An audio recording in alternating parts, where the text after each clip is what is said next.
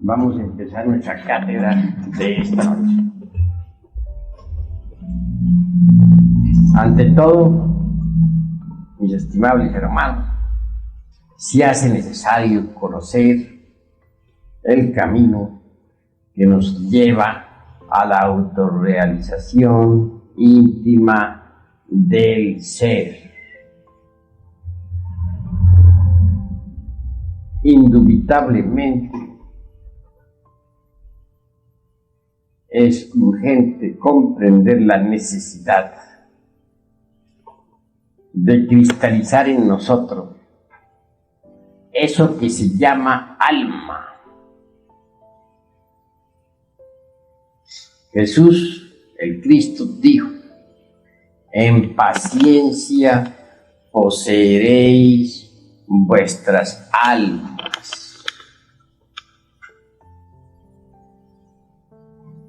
Mas antes que todo, conviene entender qué cosa es eso que se llama alma.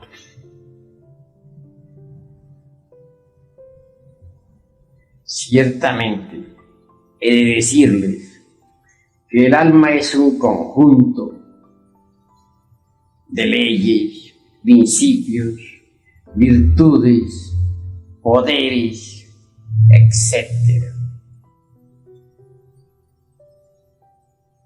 Las gentes poseen la esencia, el material psíquico para fabricar alma, o mejor dijéramos, para cristalizar alma. Mas no poseen todavía el alma.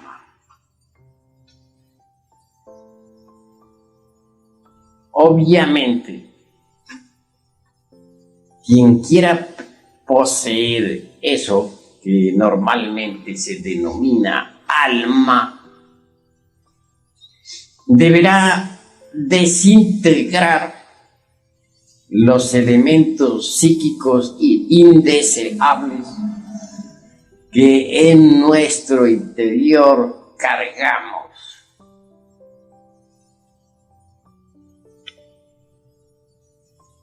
Ira, codicia, lujuria, envidia, orgullo, pereza, gula, etc. Virgilio, el poeta de Mantua, dijo: aunque tuvierais 1000 lenguas para hablar y paladar de acero, no alcanzaríais a enumerar todos vuestros defectos cabalmente.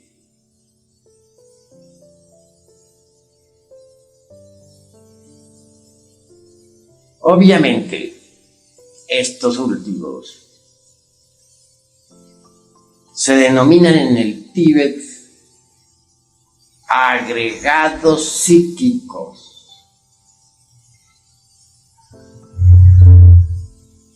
Tales agregados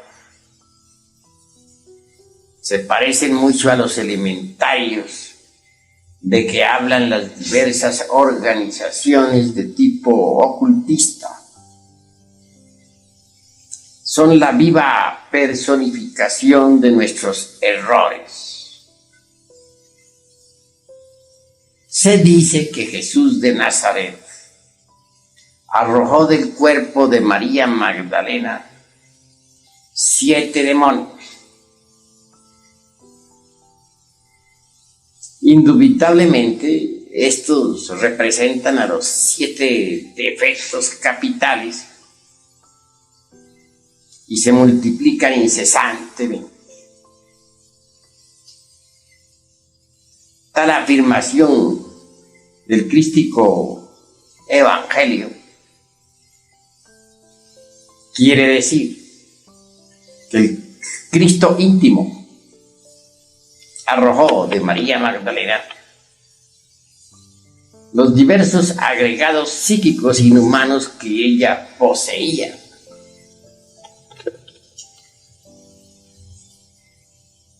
Cada uno de esos agregados está organizado en una forma muy similar a la personalidad humana.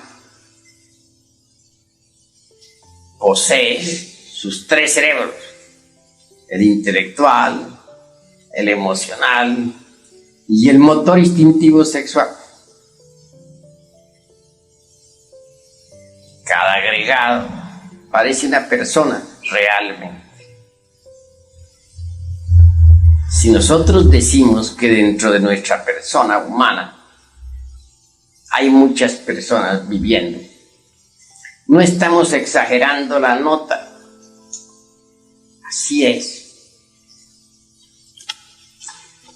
Y todos esos agregados se combaten mutuamente entre sí. Luchan por la supremacía. Cada uno de ellos quiere ser el amo, el señor. Si aquel que se logra imponer, aquel que logra controlar los 5 cilindros de la máquina orgánica en un instante dado, se cree el único. Momentos después, sin embargo, es derrocado y otro ocupa su lugar. Así que en realidad, de verdad, cualquier persona no es la misma, siquiera durante media hora. Parece eso increíble, mas así es. Ustedes mismos, sentados aquí, segunda cámara, escuchando, empezaron con un agregado. Se sentaron a oír. El mismo estaba muy alerta. Pero si ponen ustedes atención a lo que ha ocurrido en su interior hasta este preciso momento, descubrirán que ahora son diferentes, que no fueron los mismos que llegaron aquí y se sentaron. ¿Por qué? Porque el agregado psíquico que controla la máquina orgánica que empezó sentándose fue desplazado por otro que ahora está escuchando. Si dijese que ustedes son los mismos que empezaron, estaría abusando de la mente de ustedes y de la mía propia. Así que en realidad, de verdad, los agregados psíquicos se están cambiando. Tan pronto es uno el que controla los centros capitales del cerebro como otro. Nunca permanecen los mismos. En cuanto a la esencia, es lo más digno, que es lo más decente que tenemos dentro de nuestro interior.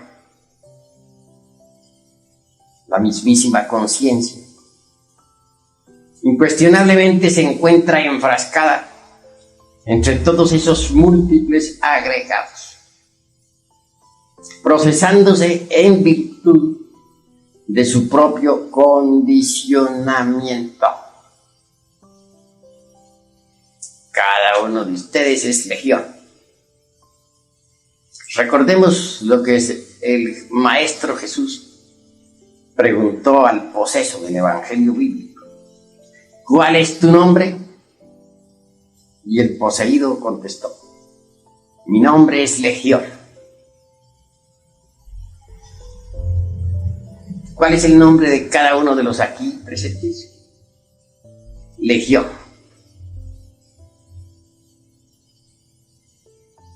No tienen ustedes una verdadera individualidad.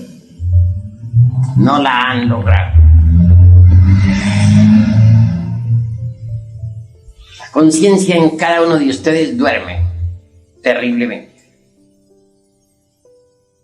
¿Por qué? Que se procesa en virtud de su propio embotellamiento.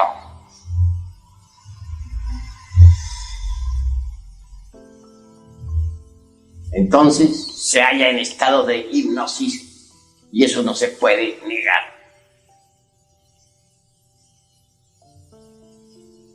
Y en cuanto al alma en sí misma, ¿han logrado acaso cristalizarla?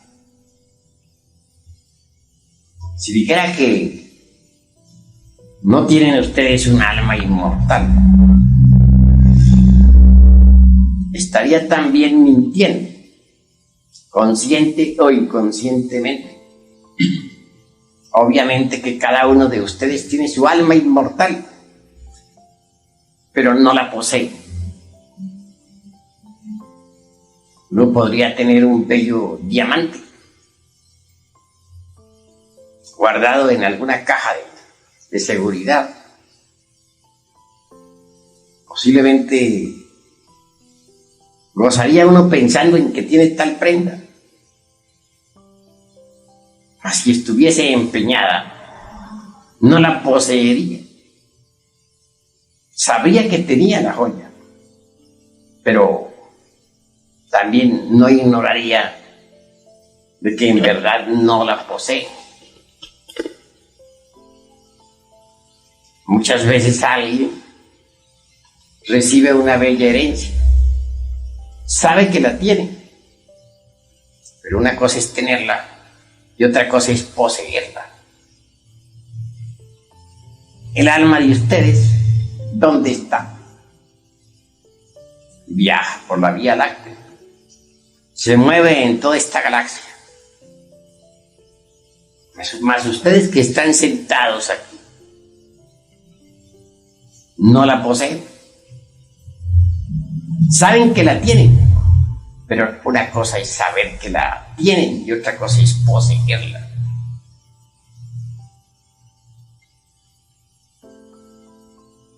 Así que vale la pena poseerla. Mas ¿cómo llegaría uno a poseer su alma? Pues desintegrando definitivamente los agregados psíquicos, porque el alma y los agregados son incompatibles. Son como el aceite y el agua. No pueden mezclarse.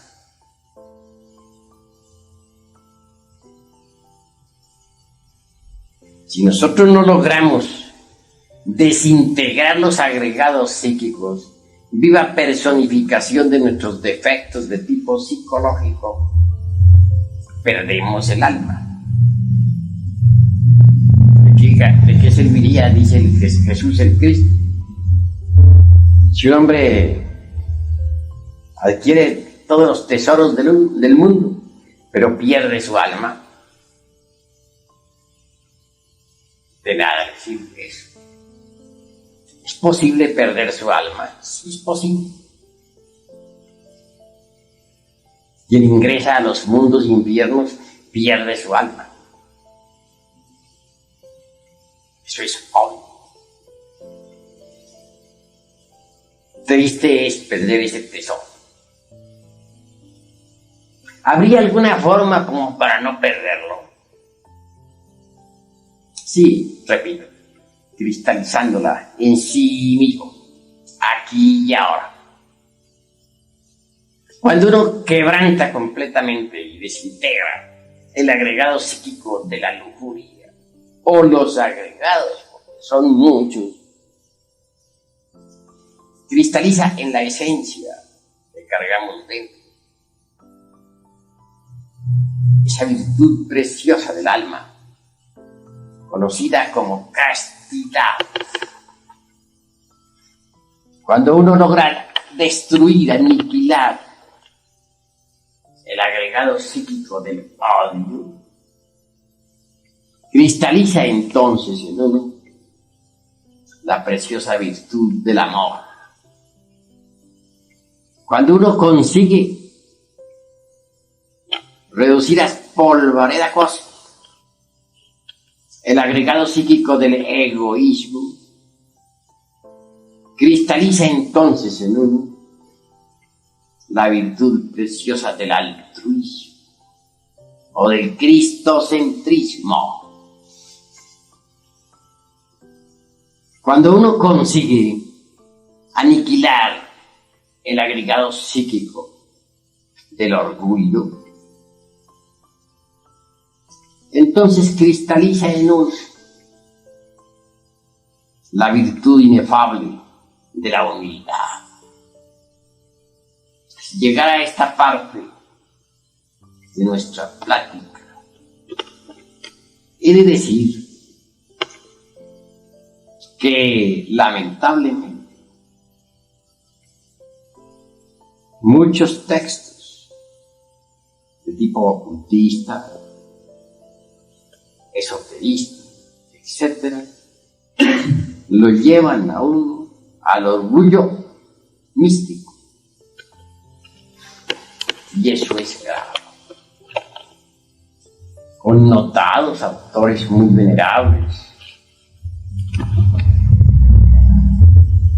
afirman que nosotros somos dioses,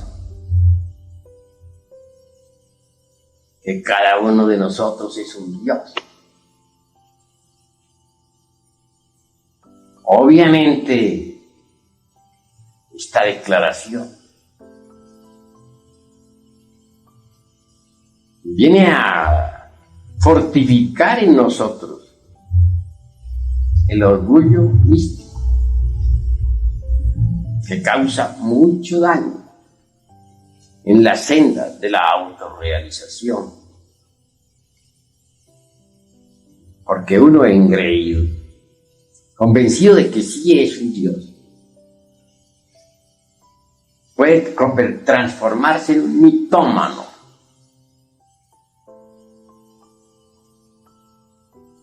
Incuestionablemente no es posible convertirse en un verdadero iluminado cuando se tiene orgullo. No podría yo jamás pensar en un Dios borracho, fornicario, adúltero, peleador, egoísta, envidioso, celoso, lujurioso, etc. Cada uno de nosotros es en realidad de verdad todo eso. Me ha dado mucho dolor encontrar siempre en los textos ocultistas, etcétera, sin citar en este momento organizaciones, algunas muy venerables, esta tremenda afirmación nociva de que somos dioses. Es mejor ser serios, concretarnos a la realidad de los hechos, mirar lo que somos y no formarnos ilusiones. Comemos, bebemos, fornicamos, adulteramos, odiamos, criticamos, somos celosos, etc. ¿Creen ustedes acaso en un Dios así? Es mejor decir, somos viles gusanos del lodo de la tierra, y estar convencidos de que lo somos. Si queremos convencernos, bastaría que fuéramos sinceros consigo mismos.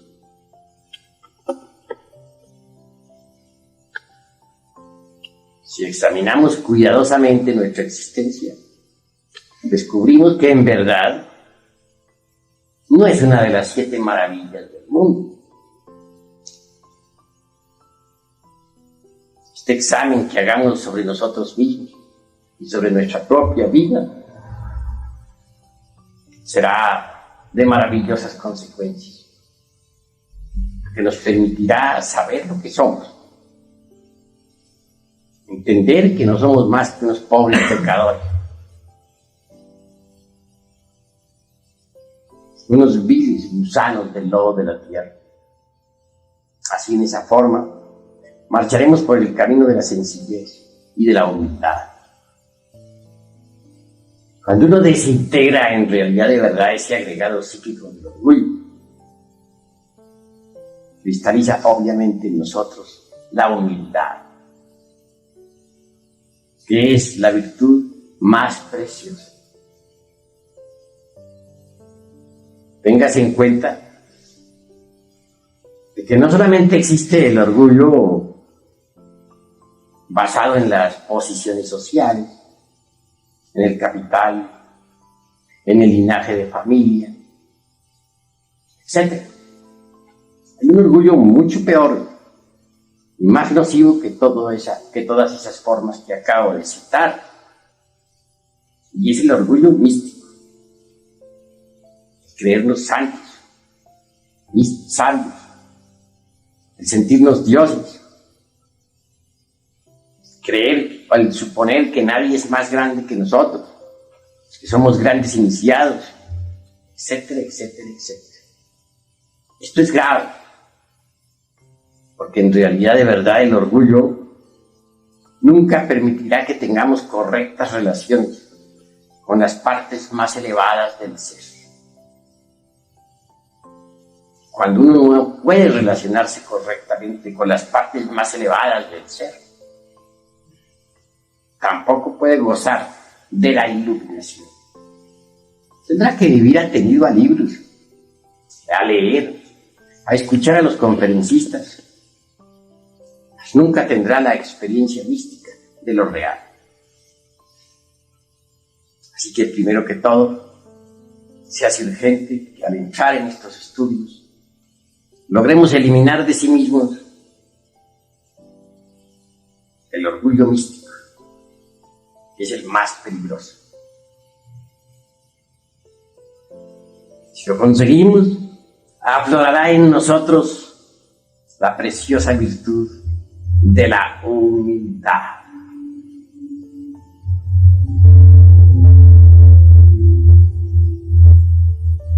Cada vez que nosotros eliminamos un agregado psíquico, cristaliza una virtud, un poder, una ley, una facultad, un don, etc.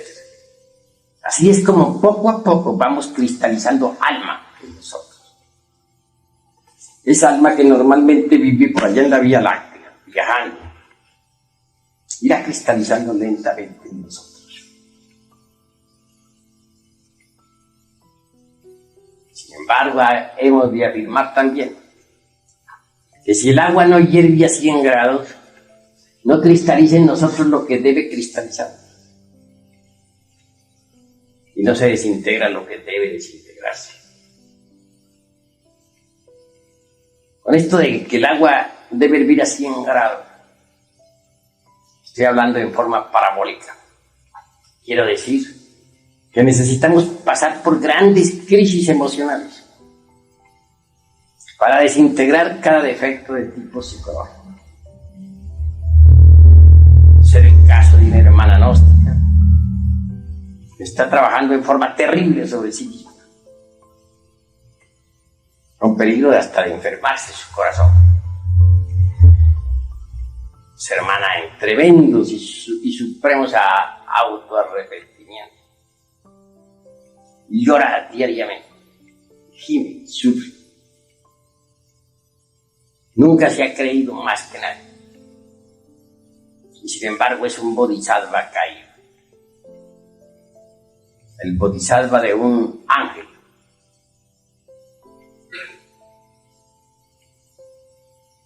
Ojalá muchos imitaran ese ejemplo. Quienes así actúen en supremo arrepentimiento, trabajando sobre tal o cual defecto del tipo psicológico, incuestionablemente van desintegrando uno a uno los agregados psíquicos, y en su reemplazo irá cristalizando en ellos eso que se llama alma. quien consigue la desintegración completa de todos los elementos psíquicos indeseables que en su interior carga, cristalizará en sí mismo el 100% de su alma,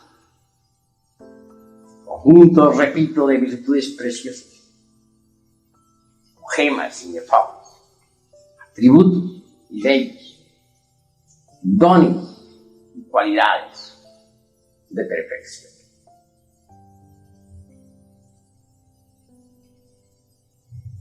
Hasta el mismo cuerpo físico debe transformarse en alma. Solo así se llega a donde hay que llegar. Conozco a muchos eruditos, chispeantes intelectualidad, que han bebido en todas las filosofías, ya sean del occidente o del oriente del mundo, que conocen el hebreo y el sánscrito y el griego, etc. Mas sufren lo indecible, no gozan de la iluminación, porque no han fabricado ellos todavía al Bodhisattva. Esta palabra podrá sonarles a ustedes un poco extraña. Se trata de un término oriental. De Japón, China, India, Nepal, donde naciera antes Gautama y Buda Sakyamuni, se denominaba Bodhisattva al alma cristalizada en un hombre o en una mujer, claro está. Es maravilloso ver cómo todos esos diversos elementos espirituales, virtudes y poderes, hay un poquito de algo que tomar, virtudes y poderes,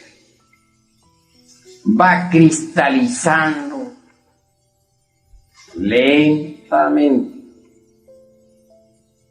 en la esencia, conforme esto se va liberando.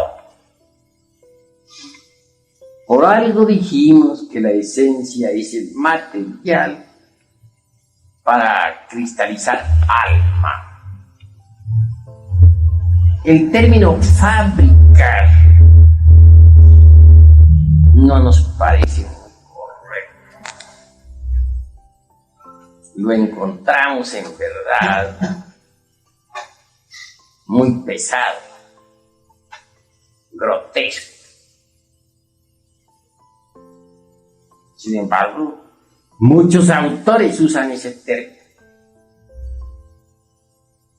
Permítaseme la libertad de disentir con el mismo.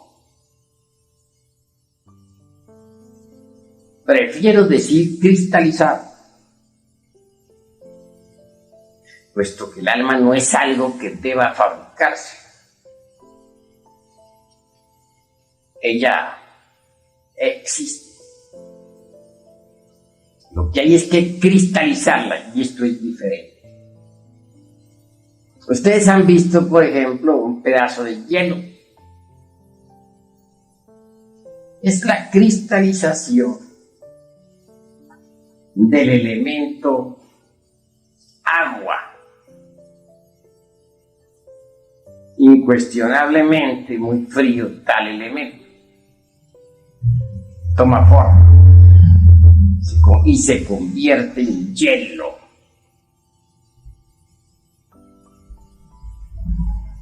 Asombra ver la cristalización del agua.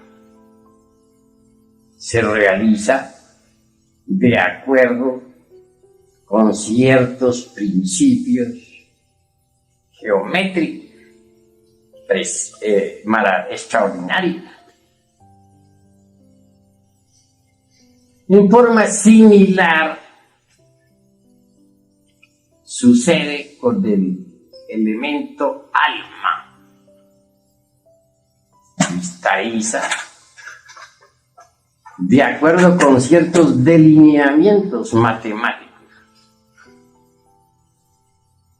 y geométricos precisos, indiscutibles.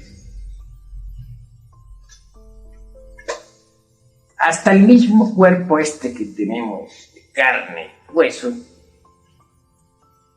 debe transformarse en alma.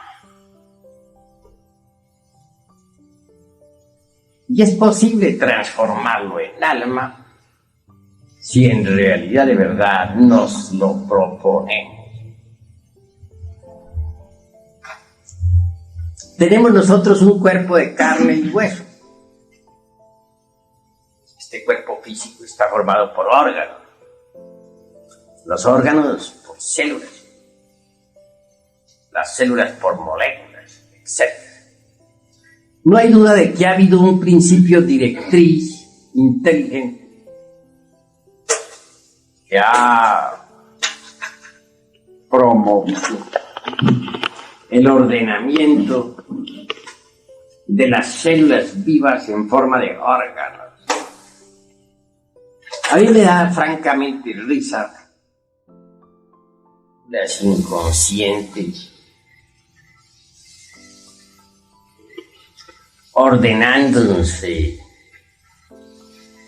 así, dormidas, en forma de órganos. Qué absurdo es eso. Células dormidas, inconscientes, ciegas, como dice Haeckel, organizándose en forma de órganos. Eso no le cabría en la mente a nadie.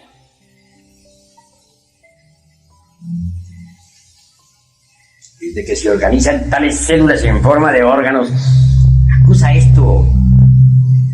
No el inconsciente y algunos autores que no hayan qué hacer al ver las maravillas de este mundo y que todo marche en forma mecánica como ellos creen, sin un principio directriz. No necesitan un inconsciente. No. Las células se han organizado en forma consciente. Gracias al principio inteligente de la madre natura, es posible que las células se organicen en forma de órganos. Pero si descomponemos un átomo cualquiera, sea del hígado, de los riñones o del páncreas, liberamos energía. Eso es obvio. De manera que en última síntesis el cuerpo físico se sume dentro de distintos tipos y subtipos de energía. Eso es indubitable. Carlos Marx dice, ¿qué es lo primero, la materia o la psiquis? La psiquis o la materia. Concluye diciendo que es lo primero, la materia. Eso es completamente absurdo, porque los mismos postulados de Einstein dicen que la materia no es sino energía condensada. Recordemos aquel postulado que afirma lo siguiente: energía es igual a masa multiplicado por la velocidad de la luz al cuadrado. La masa se transforma en energía, la energía se transforma en la masa. ¿Qué es lo primero que existe? La energía, que luego cristaliza en masa. Entonces la psiquis, que es energía en el sentido más completo de la palabra, es lo primero. Y luego viene la masa. Veamos los mundos alrededor del Sol, son enormes masas, con cada uno con un peso definido, un volumen exacto. Sin embargo, giran alrededor del Sol movidos por la energía solar. Si no fuera por la energía solar, esos mundos quedarían dislocados en el espacio. Rodarían eternamente hasta chocar con algún cometa o con otros mundos. Sería la anarquía, desorden, conflicto. Pero los mundos marchan en forma organizada. ¿Quién los mantiene alrededor del Sol con exactitud? La energía. Ella es la energía centrípeta la que los atrae. Es la energía centrífuga la que los aleja. Es la energía que los hace rotar. Es la energía la que los hace girar alrededor del astro rey. Entonces, ¿qué es lo primero? ¿La energía o la materia? Obviamente la energía, que la misma materia no existiría si no existiera la energía. Para que la materia exista se necesita condensar la energía universal y pasa a existir la materia. Puesto que la materia es energía condensada.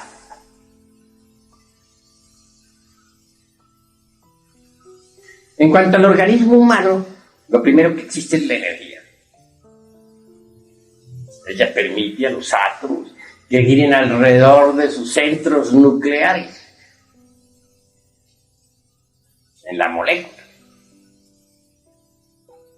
Ella permite que se realicen todas las funciones orgánicas, no solamente las funciones meramente reproductivas o químicas, sino también las funciones relacionadas con las calorías, las percepciones, etc. Aún más aquellas funciones que se relacionan con la imaginación y la voluntad. ¿No sería posible concebir un cuerpo orgánico desprovisto de energía? ¿Cómo se realizarían los fenómenos catalíticos si no existiera la energía? Así que la energía es lo primero y la materia lo segundo. Si a esa energía la llamamos espíritu o conciencia o lo que se quiera, no importa, pero es lo primero. El nombre no viene al caso. La realidad es que la energía es anterior a la materia.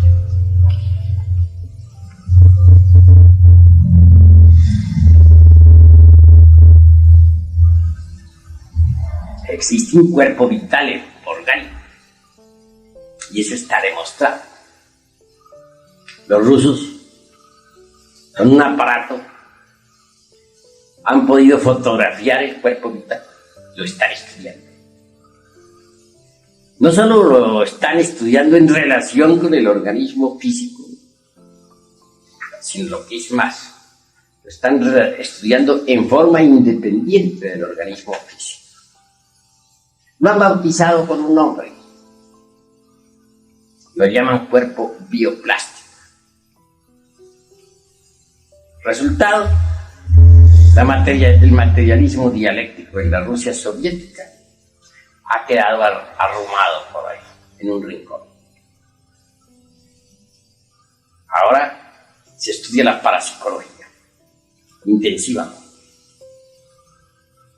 Se trabaja con la hipnología, etc. De acuerdo con las estadísticas, el mayor porcentaje de material didáctico parapsicológico está viniendo de la Unión Soviética. Esto ha molestado demasiado a los chinos, que califican ahora a los rusos de revisionistas. Pero es que los rusos ya pasaron por donde los chinos hasta ahora están pasando. Eso es lo que ha sucedido. Continuando con estas cuestiones, diremos que el cuerpo vital es el que sostiene todos los procesos de la vida orgánica. Llamémosle lingam shārīra o cuerpo bioplástico, no importa. A medida que nosotros vayamos desintegrando los agregados psíquicos inhumanos, a medida que vayamos cristalizando alma, una parte del cuerpo vital, la más elevada, se desprenderá de la parte inferior del mismo y se integrará completamente con la esencia y las virtudes que en la esencia hayan cristalizado. El cuerpo vital tiene 4 clases de éter. El primero es el éter químico, mediante el cual se realizan todos los procesos de asimilación y eliminación orgánicos, así como los fenómenos catalíticos y otros. El segundo es el éter de vida, mediante el cual es posible la reproducción y gestación de los seres vivientes. Esos 2 éteres son inferiores. Pero hay 2 superiores, el éter químico, el éter luminoso y el éter reflector. El éter luminoso es el que sirve de medio a las fuerzas relacionadas con las calorías, con las percepciones, etc. Y el éter reflector se relaciona con la imaginación y la voluntad. Estos 2 éteres superiores se desprenden de los 2 inferiores para integrarse con la esencia, en la cual resplandezcan ya todas las virtudes del alma. Así nace entonces el hombre etérico, el hombre Cristo, el hombre alma, el hombre espíritu, que puede entrar y salir del cuerpo físico a voluntad. Se ha hablado mucho sobre los chakras de las manos, de los pies, sobre la lanzada aquella de Longinos, del costado del Señor, sobre la corona de espinas, etc. Esos son los estigmas. En Gautama el Buda aparecen esos estigmas, en sus manos y en sus pies. Son vórtices de fuerza magnética establecidos en el cuerpo vital. Se desarrollan completamente cuando los 2 éteres se desprenden de los 2 inferiores. Y esos 2 éteres, organizados en la forma del hombre celestial, integrados con la esencia enriquecida por las virtudes del alma, forman el hombre etérico. El hombre cristificado de la 5ª ronda. Obviamente estamos en la 4ª ronda. La primera estuvo en el mundo de la mente. La segunda estuvo en el mundo astral, la tercera en el mundo etérico, la 4ª en el mundo físico. La 5ª volverá a estar en el mundo etérico. Entonces la vida se desenvolverá en el mundo etérico. Y habrán hombres cristificados en aquella época, como los hay ahora. Y el hombre cristificado será así como se los estoy pintando. Tendrá un cuerpo etérico cristificado. Tal cuerpo reemplazará al físico. Tal cuerpo será el vehículo de una esencia enriquecida con las virtudes del alma. Ese hombre espíritu de la 5ª ronda será el hombre Cristo.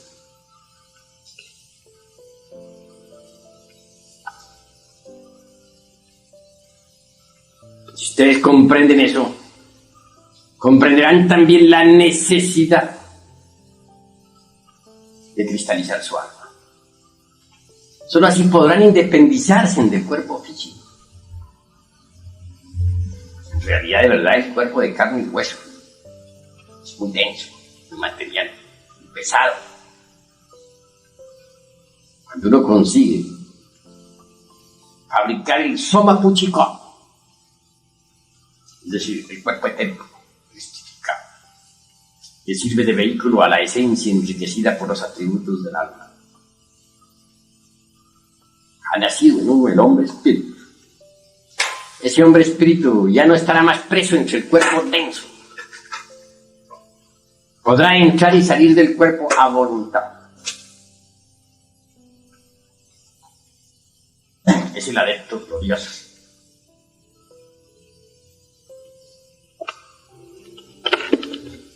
En la vida ha habido algunos hombres que lo han logrado. No está de más citar a un Francisco de Asís. Recordemos también a Antonio de Padua, místicos cristianos que han servido de ejemplo y servirán de ejemplo a las gentes del mañana.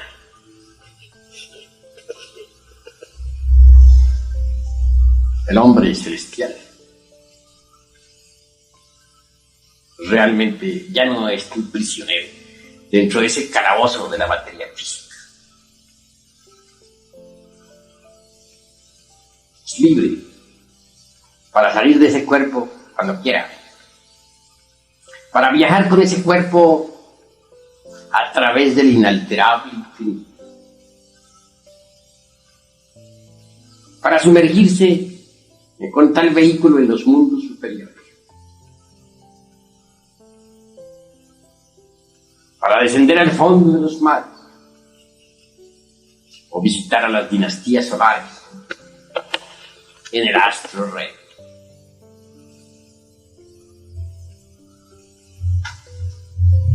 Pero ¿cómo se lograría eso si no elimináramos previamente los agregados psíquicos?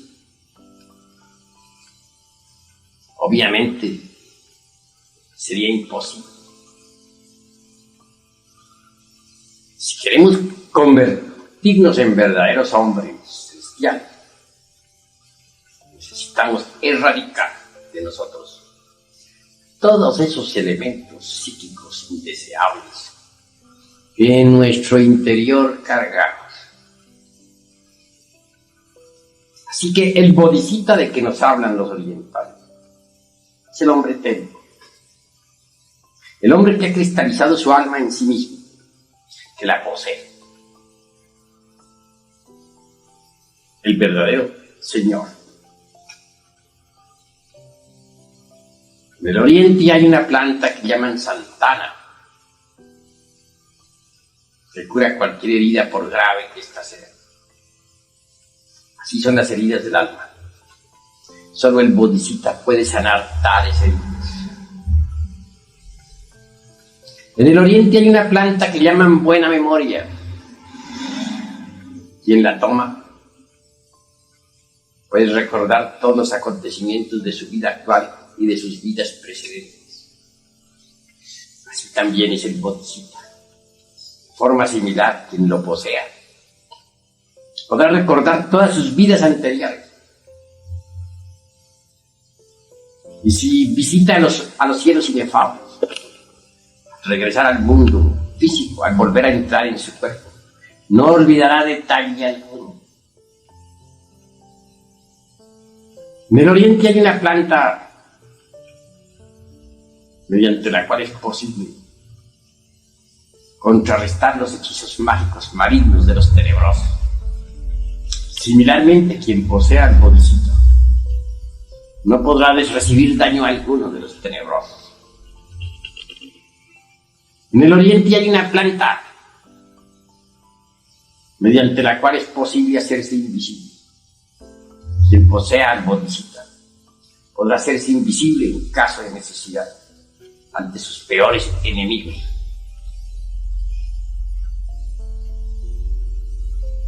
Así como un pescador hábil puede lanzarse en el fondo de los mares, entre los tiburones, y defenderse sin recibir daño, así también es el bodhisattva. Quien lo posea, similarmente, podrá entrar en el fondo de los océanos, entre las bestias más feroces, sin recibir daño alguno. Se dice que la flor del loto del logos sostiene la vida universal. Así también es el bodhisattva. Quien lo posee puede conservar su cuerpo físico vivo durante millones de años.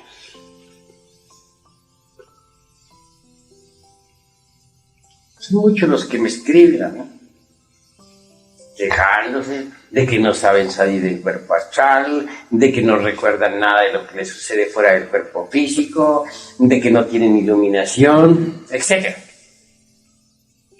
Pero ¿cómo puede tener iluminación el que no posea al Bodhisattva? Solo teniendo al Bodhisattva se posee la iluminación. Quien no posea al Bodhisattva no gozará nunca de la dicha de la iluminación. La iluminación no es algo que se nos da de regalado, no, mis queridos amigos. Cuesta, y muy caro. La iluminación solo se explica mediante el Dharmaku. ¿Qué es el Dharmaku? O digo, dispense, he equivocado el término, mediante el Dharmadhatu. ¿Y qué es el Dharmadhatu? El buen Dharma, la recompensa por los méritos adquiridos. Solo el que posea, pues, al Bodhisattva. Es decir, solo aquel que haya cristalizado alma podrá gozar de la iluminación. Tendrá méritos para ello.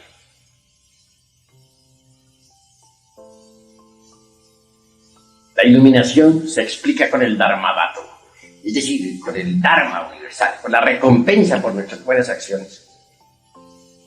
Nadie podría gozar de la iluminación si no posee al Bodhisattva. Y nadie podría tener el Bodhisattva si no ha trabajado duro sobre sí mismo, si no ha desintegrado los agregados psíquicos.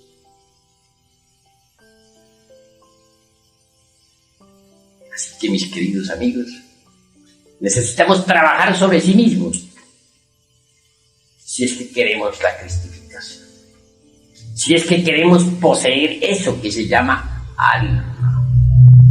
En paciencia poseeréis vuestras almas.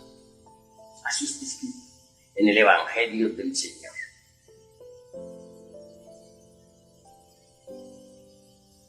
Obviamente se necesita ayuda didáctica para poder aniquilar los agregados psíquicos.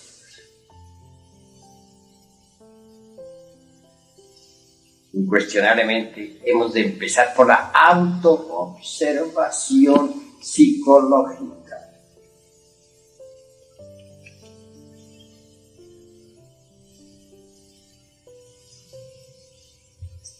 Cuando uno admite que tiene una psicología individual, particular, propia, es claro que se propone autoobservarse. ¿Qué es en relación con nuestras amistades? La calle, o en el templo, o en la casa, o en el trabajo, o en el campo, etcétera, etcétera, etcétera, donde nuestros defectos psicológicos escondidos afloran. Si nosotros nos autoobservamos en forma continua, podremos verlos. Defecto descubierto debe ser abierto con el bisturí de la autocrítica para ver qué es lo que tiene de verdad. En vez de estar nosotros criticando vidas ajenas, tenemos que autocriticarnos. Cuando hemos hallado algún defecto en sí mismos,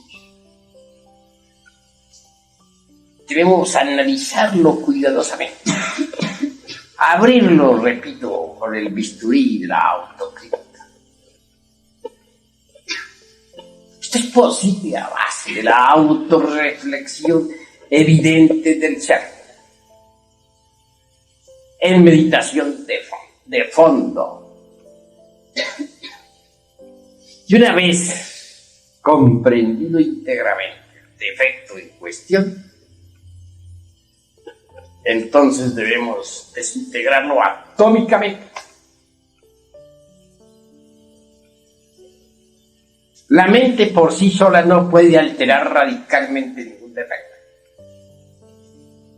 Puede pasarlo de un nivel a otro del entendimiento, esconderlo de sí misma o de los demás, justificarlo o condenarlo, buscarle evasivas, etc. Mas nunca alterarlo radicalmente. Se necesita de un poder que sea superior a la mente. Afortunadamente ese poder existe, se halla latente en las honduras de nuestro ser. Quiero referirme ahora en forma enfática a la serpiente ígnea de nuestros mágicos poderes. Isis, Adonía, Rea, Cibeles, Tonantzin, o la casta Diana o Maraj, no importa su nombre. Existe, sí. No fuera de nosotros. No, dentro.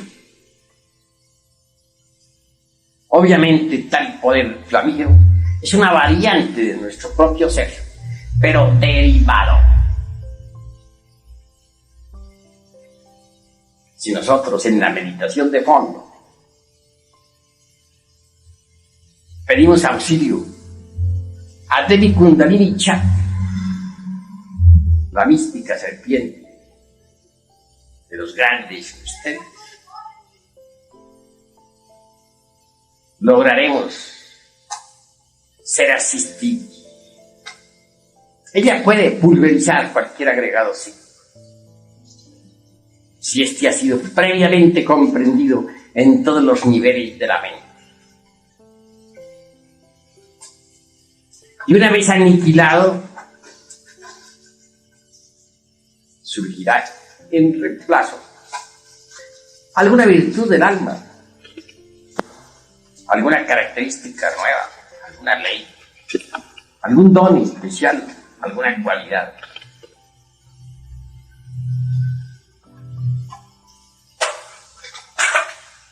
Por este camino indicado se consigue quebrantar precisamente cualquier agregado. Indubitablemente, si logramos la destrucción absoluta de los diversos elementos psíquicos indeseables, habrá cristalizado en cada uno de nosotros la totalidad del alma.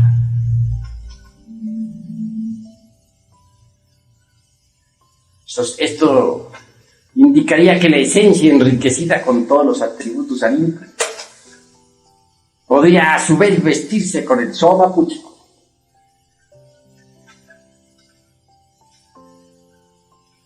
Es el vehículo del alma, el traje de bodas.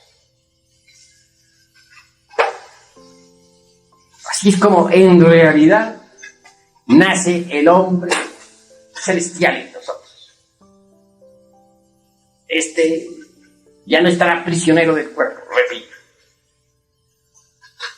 Recordemos aquellas palabras de San Pablo cuando nos dice: conocí a un hombre que fue llevado al tercer cielo, donde vio y oyó palabras, cosas indecibles que a los hombres no les es dable comprender. Pablo fue llevado al soma puchiko como hombre espíritu o hombre técnico. Y de hecho conoció las maravillas del universo. Así que, mis queridos amigos, esta noche los he invitado a ustedes cordialmente a cristalizar en cada uno eso que se llama alma. Hasta aquí mis palabras. Hasta aquí la presente plática. Sin embargo, doy la oportunidad para que los que quieran preguntar algo en relación con el tema, pregunten. Eso sí, sin salirse del tema. Maestro, nos hace el favor de tenernos una aclaración con relación a lo que es la muerte de momento en momento. En el momento en que uno anda en la calle, por ejemplo, con la necesidad de pedir la muerte de un yo, ¿tendrá que ponerse a meditar en la calle o cuál es el sistema? Bueno, la calle no es precisamente una de las 7 maravillas del mundo, como para poder uno entregarse a la meditación. Pero sí puede tomar nota del defecto psicológico que la calle le ha asediado, ya en casa, o por la noche a tiempo de acostarse, entregarse a la meditación. Bastará relajar el cuerpo físico en su cama, acostado, boca arriba, respirando rítmicamente, imitando más bien la respiración de los niños recién nacidos. Y entonces, sumergido así en concentración perfecta y meditación de fondo, reconstruirá la escena donde aquel defecto surgió. Analizará el defecto cuidadosamente, sinceramente, sin escapatorias, sin justificaciones de ninguna especie. Y una vez que lo haya comprendido, entonces se entregará a la oración. No olviden ustedes aquella frase latina que dice lo siguiente: bene orace, bene et bene laborace. Repito, bene orace et bene laborace. Es decir, el que bien ora, bien trabaja. Orar es trabajar. Sumergido en profunda oración, pedirá a Devi Kundalini Shakti, la divina madre particular, individual de cada uno de nosotros, porque cada uno tiene la suya propia, que desintegre aquel agregado que ya comprendió en todos los niveles de la mente. Y debe proseguir con una serie de sucesivos trabajos hasta que el agregado psíquico en cuestión desaparezca. Ese es el camino obvio a seguir. ¿Alguna otra pregunta? Por ejemplo, un ego suele presentarse de distintas formas en los distintos centros. Entonces, este ego se debe pedir a la Divina Madre que destruya el ego como uno solo, o son varias subdivisiones de un mismo ego, porque siempre se presenta en el mundo, en la mente de una manera, el centro emocional de otra.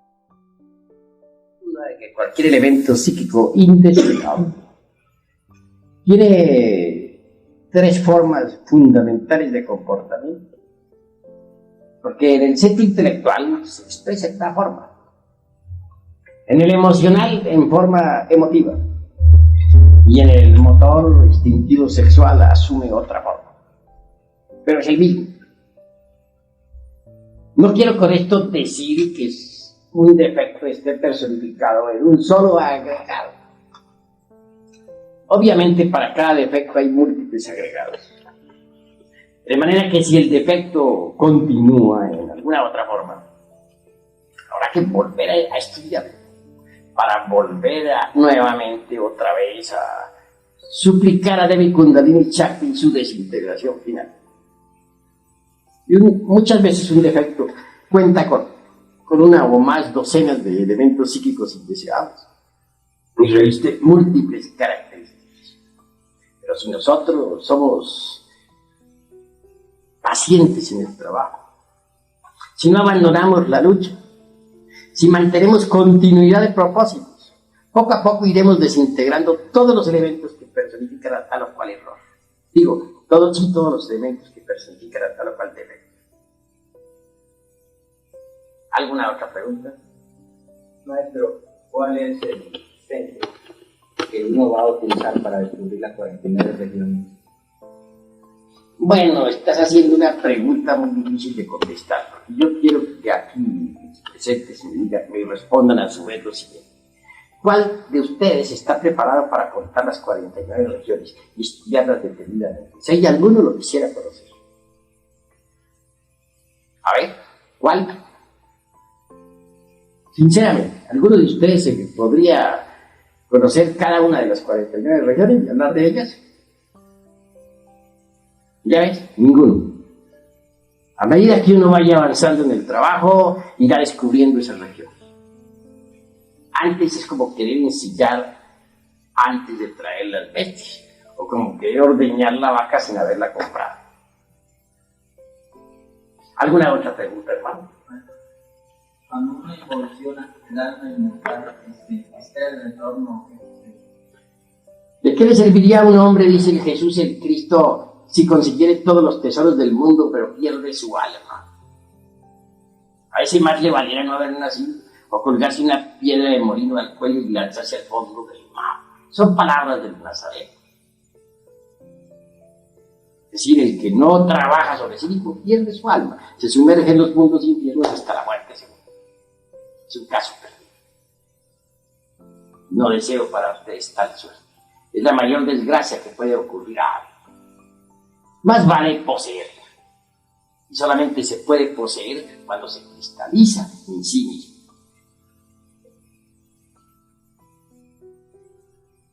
¿Alguna otra pregunta?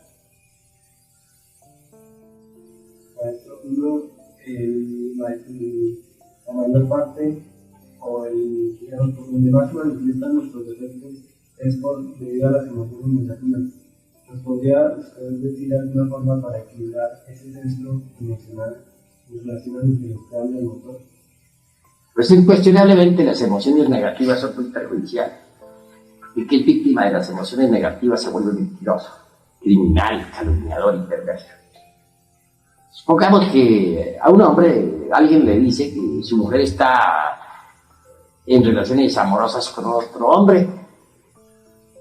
Entonces, se deja llevar de la emoción negativa y hasta puede ir y matar a la mujer y matar al otro caballero. Digamos que la noticia fue falsa y que la pobre mujer solamente conservaba amistad con aquel señor. Tal vez habría hablado con él, que nunca pensó en tener amores ni amoríos, ni ser limpiera el marido. Entonces el marido, además de asesino, es calumniador y perverso.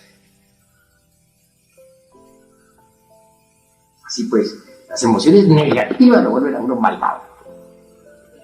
¿Cómo hacer para controlar las emociones negativas? Queda más que un remedio. Cultivar las emociones superiores del centro intelectual. El centro intelectual tiene la emoción superior, la parte motora superior y la inteligencia de la inteligencia. Pues cultivemos la emoción superior del centro intelectual. La música armónica, la música bella, la música feliz, la pintura, el arte, la belleza, los estudios superiores, la mística inefable, el esoterismo, la gnosis. Y así vamos poco a poco controlando las emociones inferiores. Pero eso no es todo. Necesitamos por último eliminar los agregados psíquicos del centro emocional inferior. Tenemos que descubrirlos, cómo trabajan, cómo se manifiestan, cómo ante una noticia falsa nos llenamos de emoción, hacemos a la daca, vamos al fracaso. Pero esos agregados hay que los eliminan. Tenemos un amigo en México, que es licenciado. Un buen amigo, por cierto. Desgraciadamente, alguien le trajo una noticia bastante desagradable. Le dijeron que su hermana había sido víctima de un robo. Este hombre creyó eso al pie de la letra y se llenó de gran ira. Como consecuencia o corolario está ahora en estado preagudo. Le vino una embolia cerebral. Y era un hombre muy capaz, muy inteligente. Y por cierto que está agnóstico. Desgraciadamente no había eliminado los agregados psíquicos del centro emocional. Y por cierto que la noticia era falsa. Fue víctima de una noticia falsa. Calumnió a otros, sí. Dijo que ese ya defraudado a su hermano. Resulta que ese era un hombre honrado. Y además que causó daño a sí mismo. Prácticamente se suicidó. Vea a dónde lo llevan a uno las emociones negativas. Por eso es que hay que eliminar los agregados psíquicos de las emociones negativas. Agregados psíquicos como los del temor. Agregados psíquicos como los de la ira. Agregados psíquicos como los del odio. Todo eso es de las emociones negativas. Si no consigue eliminarlos, entonces no será ya más víctima de esas emociones inferiores. Les he dicho, pues, lo que tengo que decirles con respecto a las emociones negativas. ¿Hay alguna otra pregunta? Maestro, en nosotros, ¿quién es realmente el que nos ayuda a autoobservarnos? ¿Son los yo gnósticos que hemos formado o es el sentido de la observación conforme se va desarrollando poco a poco en nosotros? Pues la esencia misma es la que autoobserva sus procesos.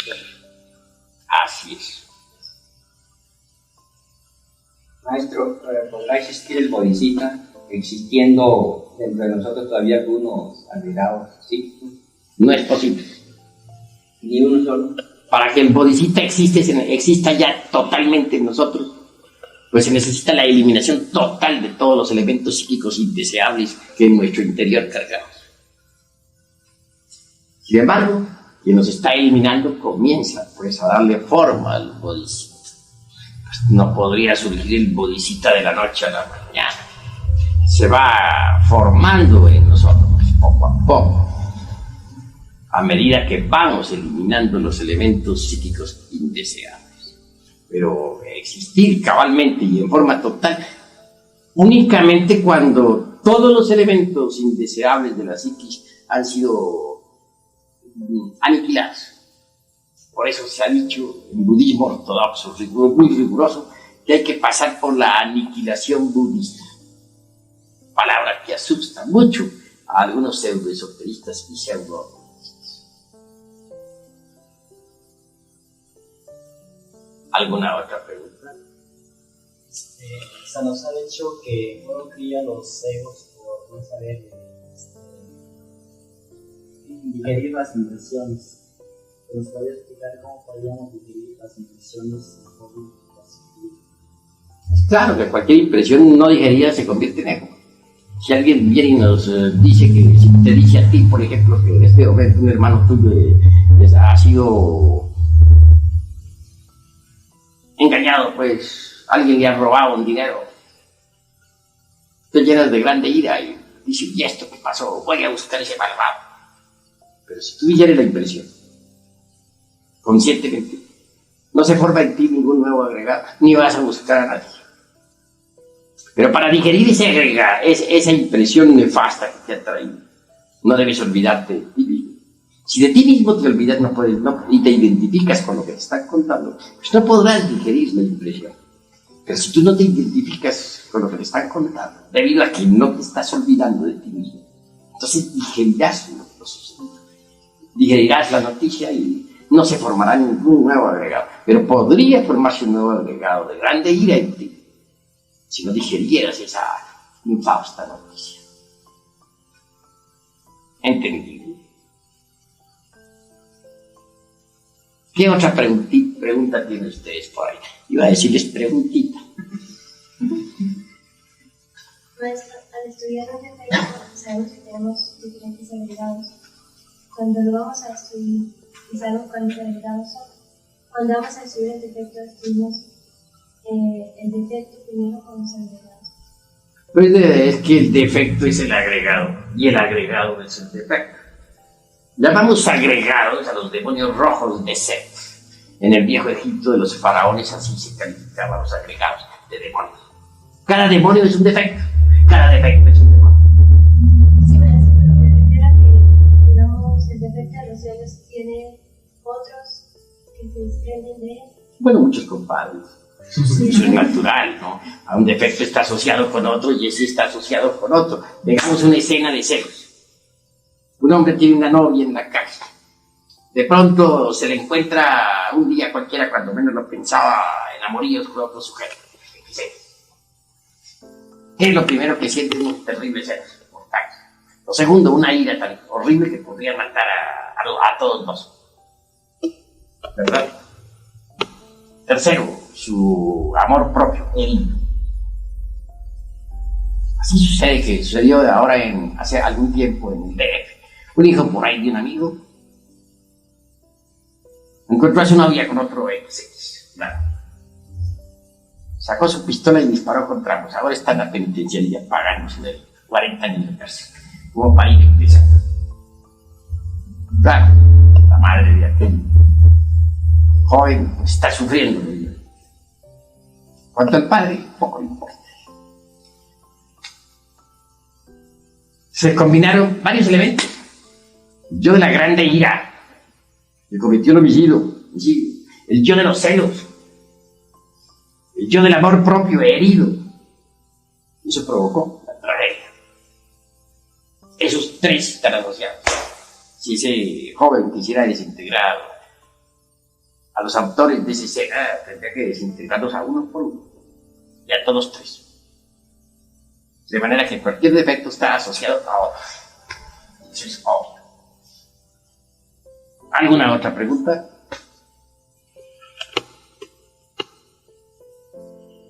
Bueno, creo que ya no hay preguntas.